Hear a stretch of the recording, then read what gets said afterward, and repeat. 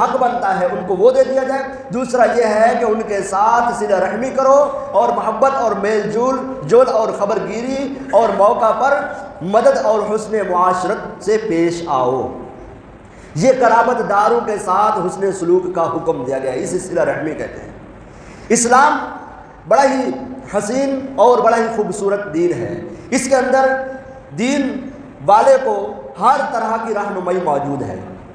ہمارا معاشرہ اس صورت میں کمپلیٹ ہو سکتا ہے جب اس میں سب لوگوں کو ان کا حق دے دیا جائے اور سب کے ساتھ ایک بھلائی سے اور ایک اچھے انداز سے پیش آیا جائے۔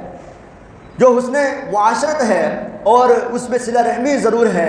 صلہ رحمی کرنے کا فائدہ کیا ہوتا ہے، اس کے حوالے سے فقیہ ابوالعلا سمرقندی رحمۃ اللہ تعالیٰ علیہ 10 فائدے بیان کرتے ہیں۔ فرماتے ہیں 10 فائدے ہیں اس کے۔ ایک، اللہ کی رضا حاصل ہوتی ہے کہ اللہ تبارک و تعالیٰ نے حکم دیا ہے صلہ رحمی کرنے کا، تو بندہ جب صلہ رحمی کرتا ہے